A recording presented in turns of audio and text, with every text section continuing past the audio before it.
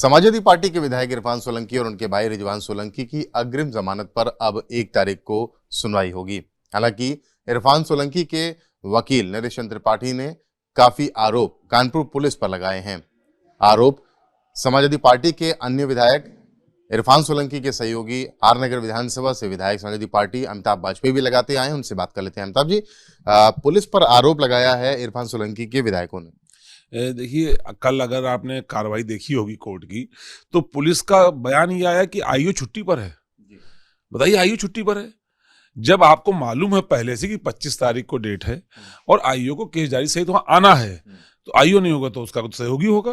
Case diary तो मांगी थी कोर्ट ने, केस डायरी कोर्ट जा सकती थी, लेकिन पुलिस का रवैया लगातार नकारात्मक रहा है। पुलिस ने जो विधायक के घर में कूदने की गलती करी है, उसको छुपाने के लिए पुलिस षड्यंत्र कर रही है। आईओ छुट्टी पे थे और पूरी कचहरी पुलिस से घिरी हुई थी। ये सफाई दी गई कि आईओ विवेचना में लगे हुए हैं, विवेचक हैं, दबिश दे रहे हैं, इसलिए नहीं आ पाए। कहाँ दबिश दे रहे हैं? 15 दिन तो हो गए, ये कहाँ दबिश दे रहे हैं? ये लोग केवल अपनी खाना पूरी कर रहे हैं, क्योंकि जो गलती वो कर चुके, मैं फिर कह रहा हूँ, उन्होंने जो घर में कूदने की गलती करी है, ये तो डकैती इसी घटना थी ना, जो घर में कूद गए विधायक के। आप ये कह रहे हैं कि विधायक के घर में कूदना पुलिस की डकैती की प्रवृत्ति थी? आप बताओ ना, रात में 2:30 बजे इतनी बड़ी फोर्स लगा, किसी के भी घर में नहीं कूद सकते। और विधायक तो सुरक्षा प्राप्त व्यक्ति होता है, उसके पीछे पुलिस के 2 गनर होते हैं जो उसकी सुरक्षा के लिए होते हैं। जो सुरक्षा प्राप्त व्यक्ति के घर में कूदना कहाँ से जायज है? कोई मामला होता तो पुलिस का बयान ये आया होता कि मामले की तहरीर आई है, मुकदमा दर्ज करके जांच करके कार्रवाई की जाएगी। इसमें कार्रवाई पहले करी गई है, जांच बाद में हो रही है। फिर अदालत ने जब केस डायरी मांगी है, हम कानून के रास्ते पर जाना चाहते हैं। कानून रास्ते में जाने का हमने अदालत के सामने एप्लीकेशन लगाई, एंटीसिपेटरी बेल का प्रावधान है, और पुलिस कह रही है कि आईओ छुट्टी पर है। तो इससे बचकाना बयान नहीं हो सकता, जबकि असलियत यह है कल पूरे दिन कचहरी जो है वो छावनी बनी रही, रात से ही पुलिस लगी थी। कहाँ लगी थी पुलिस? क्या अगर कोई अदालत जाना चाहता है तो कोई ऐसा कानून है कि उसको अदालत नहीं जाने देंगे आप? मान लीजिए इरफान सोलंकी सरेंडर करना चाहते हैं, वो अदालत जाना चाहते हैं, तो क्या पुलिस नहीं जाने देगी? अदालत जाना ही तो चाहते हैं, फैसला तो आखिर अदालत में ही होगा। यदि कोई जाना चाहता है, सरेंडर करना चाहता है, तो ये कहाँ की स्ट्रेटजी है कि उसको बाहर रोकेंगे? साहब, हम क्या क्यों रोकना चाहते हो? वो अदालत सामने जाकर अपनी बात कह देगा। पुलिस लगातार कह रही है ना कि पुलिस तो इरफान सोलंकी को पकड़ना चाहती है। पुलिस क्या चाहती तो पता नहीं चलता। पुलिस तो रोनी सरकार हत्याकांड में पकड़ना चाहती है, और जिसको पकड़ा था, एक लड़के का नाम आया है कोई शेखू, उसको पकड़ा था रोनी सरकार हत्याकांड में, पूछताछ करी, छोड़ दिया, और 10 दिन बाद उसको पकड़ लिया कोई चोरी के कांड में, पुलिस की चौकी से पिस्टल चोरी में पकड़ लिया, और उसकी पिस्टल उसी के हाथ में, और वो गिरा पड़ा है, और पिस्टल उसके हाथ में, और पैर में पट्टी बंधी हुई है। अब तो आप लोगों ने भी अल्टीमेटम दिया था, 1 महीना बीत गया है, अब तो सीबीआई जांच की मांग की बात की जा रही, सांसद जी ने भी पत्र लिख दिया है। रोनी सरकार हत्याकांड की सीबीआई जांच भी होनी चाहिए, और मुझे तो लगता है कि पुलिस वालों को चूड़ी भेंट करनी चाहिए।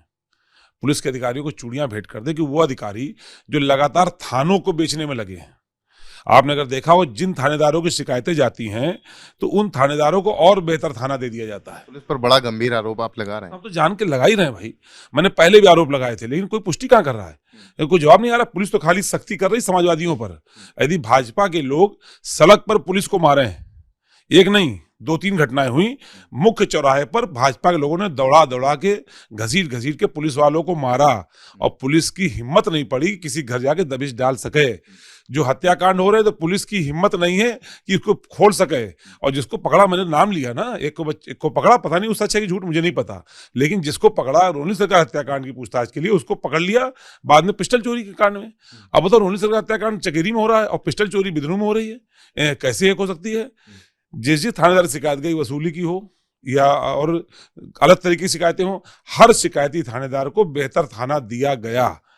तो जो मुझे सूचना है वो ये है कि वहां पे बोली लगती है, जब थानेदार की शिकायत जाती है तो बोली का रेट बढ़ जाता है, और उसको कहा था बेटा शाबाश, तुमको और बेहतर थाना देंगे।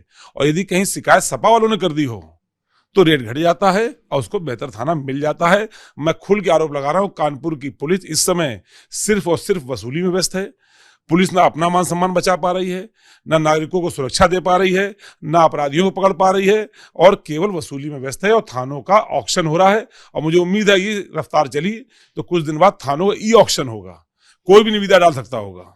बड़े गंभीर आरोप लगाए हैं अमिताभ वाजपेयी ने, साफ तौर पे कह रहे हैं कि थाने बिक गए हैं और थानों का ई ऑक्शन का दिन भी वो देखने को मिल सकता है। हालांकि इसके साथ ही रोनित सरकार हत्याकांड पर भी सवाल उठा रहे हैं और कह रहे हैं कि पुलिस इस मामले में और ऐसे तमाम मामलों में नाकाम भी रही है। कानपुर से कैमरा मैन पंकज निगम के साथ रतीश त्रिवेदी, एबीपी गंगा।